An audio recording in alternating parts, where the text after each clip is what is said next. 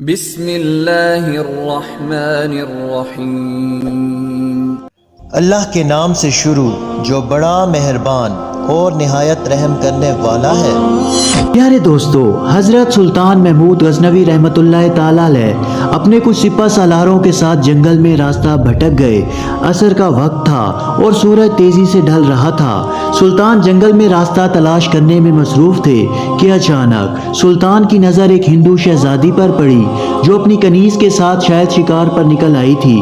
اکیلی شہزادی اور اس کی کنیز اس چیز سے باخبر تھے کہ ان کے پیچھے ایک جنگلی ریچھ پہنچ چکا ہے۔ اس وقت تک کہ سلطان کا تیر اس کے حلق میں پار ہوتا، وہ ریچھ شہزادی کی کنیز کو ایک ہاتھ پر پنجے سے ضرب لگا چکا تھا۔ اس سے پہلے کہ شہزادی اپنا تیر کمان سنبھالتی شاید بہت دیر ہو جاتی۔ سلطان محمود غزنوی رحمۃ اللہ تعالی علیہ نے پے در پے 3 تیر اس جنگلی درندے کو دے مارے، جس سے وہ وہیں ڈھیر ہو گیا۔ شہزادی کو یہ جاننے میں مشکل نہ ہوئی کہ ایسی مہارت اور بہادری کا مظاہرہ کوئی جنگجو سپہ سالار ہی کر سکتا ہے۔ شہزادی سلطان کی طرف متوجہ ہوئی، اظہار تشکر کے لیے اپنا تعارف کرواتے ہوئے بولی کہ میرا نام سمرتی ہے اور میں جے پور ریاست کے راجا کی اکلوتی بیٹی ہوں اور میری جان بچانے کا بے حد شکریہ۔ میں اپنے پتا سے کہہ کر تمہیں کوئی فوج میں اعلیٰ عہدہ دلا دوں گی۔ ویسے تم ہماری فوج کے سپاہی نہیں لگتے ہو، بتاؤ کہاں سے تعلق ہے تمہارا؟ سمرتی اس بات سے باخبر تھی کہ اس کے سامنے کوئی معمولی سپاہی نہیں بلکہ اس وقت کے سب سے طاقتور اسلامی لشکر کے سربراہ اعلیٰ سلطان محمود غزنوی رحمۃ اللہ تعالی علیہ موجود ہیں، جن کے نام سے ہی ہندو راجاؤں کے حل خشک ہو جاتے تھے۔ سلطان نے مختصر اپنی شناخت ظاہر نہ کرتے ہوئے کہا، جی میں کسی اور فوج کا سپاہی ہوں۔ چلیے محترمہ، میں آپ کو کسی محفوظ مقام پر پہنچا دوں گا، آپ میرے پیچھے چلتی جائیں۔ اندھیرا بڑھ رہا ہے، راستہ نہ ملا تو شاید اسی جنگل میں رات بسر کرنی پڑ جائے۔ شہزادی سمرتی جان چکی تھی کہ یہ شخص لالچ اور خوف سے پاک ہے۔ وہ سلطان کی نظروں میں حیات دیکھ کر خود کو محفوظ محسوس کر رہی تھی۔ جنگل کی خاردار جھاڑیوں کی وجہ سے شہزادی کا پیراہن مختلف جگہوں سے چھلنی ہو چکا تھا۔ شہزادی تھکاوٹ سے چور چور ہو چکی تھی۔ دوستو، سلطان نے پتھروں کی طرف اشارہ کرتے ہوئے شہزادی سے کہا کہ آپ یہاں آرام کر لیں۔ رات کی تاریکی بڑھ رہی ہے اور موسم میں بھی تغیر کے آثار ہیں۔ اندھیرے میں مزید سفر کرنا جنگل میں دشوار ہے۔ صبح سویرے نکلے تو شاید میں آپ کو کسی محفوظ مقام پر پہنچا سکوں۔ دوستو، سمرتی کے پاس سلطان پر اعتماد کرنے کے علاوہ کوئی دوسرا راستہ نہ تھا۔ سلطان نے محسوس کیا کہ شہزادی اپنی بیش قیمت مگر قدرے باریک لباس میں جنگل کی ٹھنڈی رات شاید نہ گزار سکے۔ سلطان نے اپنی موٹی چادر شہزادی کی طرف اچھال دی اور معنی خیز نظروں سے شہزادی کو دیکھا، جیسے کہہ رہے ہوں کہ یہ اوڑھ لیں۔ شہزادی نے بلا جھجک چادر اوڑھی اور ٹیک لگا کر بیٹھ گئی۔ دوستو، اس کی نظریں سلطان کے چہرے پر جمی ہوئی تھی، جو نظریں جھکائے ایک پتھر پر بیٹھ کر آگ جلانے کی کوشش کر رہے تھے۔ بالآخر آگ جل اٹھی اور جس کی روشنی میں سلطان کا نورانی اور وجاہت سے بھرا ہوا چہرہ چمک رہا تھا۔ سلطان نے شہزادی سے قطع نظر مٹی سے تیمم کیا اور نماز پڑھنے لگے۔ شہزادی کو جھٹکا لگا کہ یہ تو مسلمان لگتے ہیں۔ ایک دفعہ شہزادی کانپ گئی کہ کہیں غزنوی کے لشکر کے سپاہی تو نہیں، یہ تو لٹیرے ہیں، گائے بھینس بکری سب کا ماंس کھاتے ہیں، یہ مجھے زندہ نہ چھوڑیں گے۔ لیکن اگلے ہی لمحے شہزادی اب تک اس کے ساتھ گزرے وقت کو یاد کرنے لگی۔ اگر یہ اتنا ہی سفاک اور ظالم ہوتا تو مجھے ریچھ سے نہ بچاتا۔ نہ چاہتے ہوئے بھی شہزادی کا دل پھر سے اطمینان اور یقین سے بھر گیا۔ سلطان نماز کے بعد دعا کرنے لگے اور زاروں کی طرح رونے لگے۔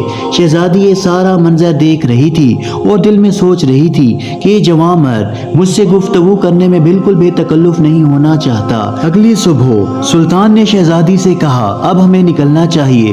کچھ دور جا کر سلطان کو ایک سفید پتھر پڑا ملا جو سلطان کے سپاہی نشانی چھوڑ کر گئے تھے کہ راستہ اس طرف سے ہے۔ اس زمانے کا یہ طریقہ تھا کہ جنگل میں پتھر چھوڑے جاتے تاکہ پیچھے آنے والا راستہ جان سکے کہ گزرنے والا ان کا ساتھی یہاں سے گزرا ہے۔ آخر شہزادی اور سلطان ایک ہموار راستے پر آن پہنچے۔ کچھ دور ایک چھوٹے سے گاؤں کے آثار نظر آ رہے تھے۔ سلطان نے کہا، یہ آپ کی ریاست کی حدود ہے اور یہ گاؤں آپ ہی کا معلوم ہوتا ہے۔ شہزادی کہنے لگی کہ ہاں دیکھتے ہیں۔ گاؤں پہنچنے پر شہزادی نے گاؤں کے مکھیا کو بلاوا بھیجا۔ مکھیا اپنے کچھ ساتھیوں سمیت حاضر ہوا۔ شہزادی نے کہا کہ ہمیں 2 برق رفتار گھوڑے دے دیے جائیں اور کچھ خشک اناج اس سپاہی کو دیا جائے۔ شہزادی نے سلطان سے کہا کہ اے اجنبی، ہمیں تم پر بہت حیرت ہوئی۔ آخر تم کس مٹی سے بنے ہو؟ ساری رات تم خنجر سے اپنا زخم کھریدتے رہے اور میری طرف کوئی توجہ نہ دی۔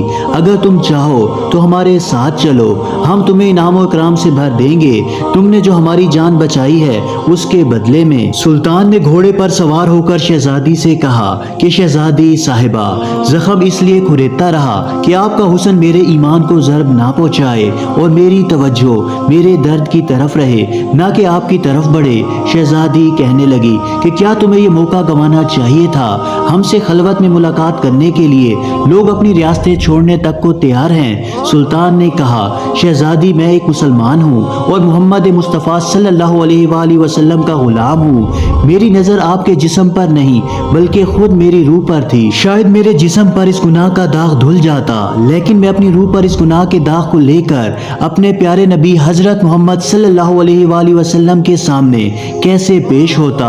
مجھے یہ گوارا نہ تھا، کیونکہ الحمدللہ میں ایک سچا مسلمان ہوں۔ شہزادی یہ جواب سن کر اس سپاہی کے اپنے سچے مذہب اسلام کے ساتھ لگاؤ، محبت اور وفاداری دیکھ کر ان کے کردار سے متاثر ہوئے بنا نہ رہ سکی، جیسے اس کا دل اس اجنبی کے مذہب اور زندگی میں شامل ہونے کے لیے بے قرار ہو۔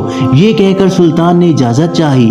شہزادی کہنے لگی کہ اپنا اور اپنی فوج کا نام تو بتاتے جاؤ، ہم یاد رکھیں گے۔ سلطان نے چادر سے نقاب اوڑھا، تیر ترکش کاندھے پر ڈالے، تلوار اپنے میان میں ڈالی اور گھوڑوں کی رکابیں پکڑتے ہوئے شہزادی سے کہا کہ میرا نام سلطان محمود غزنوی ہے اور میں غزنوی کی عظیم و شان فوج کا سپہ سالار اعظم اور سلطان یعنی بادشاہ ہوں۔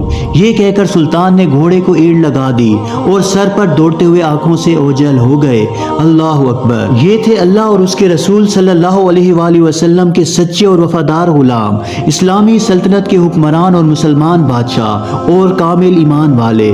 آج ان کے نقش قدم پر ہم سب کے لیے راہ نجات ہے۔ دوستو، حدیث مبارکہ کا مفہوم ہے کہ ایک شخص آپ صلی اللہ علیہ وآلہ وسلم کی خدمت میں حاضر ہوا اور آپ صلی اللہ علیہ وآلہ وسلم سے عرض کرنے لگا کہ یا رسول اللہ صلی اللہ علیہ وآلہ وسلم، میں نماز پڑھتا ہوں مگر نماز میں میرا دل نہیں لگتا۔ تو آپ صلی اللہ علیہ وآلہ وسلم نے فرمایا کہ تو اپنی نظر کو پاک رکھ، تیرا نماز میں دل لگے گا۔ دوستو، اس ویڈیو کو بنانے کا مقصد آپ سب تک یہ پیغام پہنچانا تھا کہ خدا را اپنی نظر کو پاک رکھیں، اور تمام اسلامی بہنوں سے گزارش ہے کہ بلا ضرورت گھر سے نہ نکلیں، بلکہ انتہائی مجبوری کی حالت میں اگر گھر سے باہر جانا مقصود ہو تو پردے کی حالت میں گھر سے نکلیں۔ اللہ تعالیٰ سے دعا ہے کہ اللہ تعالیٰ ہمیں نیک اعمال کرنے کی توفیق عطا فرمائے اور برے اعمال سے بچائے۔ اسی طرح کی مزید معلوماتی اور اسلامی ویڈیوز دیکھنے کے لیے ہمارے اسلامی چینل کو سبسکرائب ضرور کریں۔ جزاک اللہ۔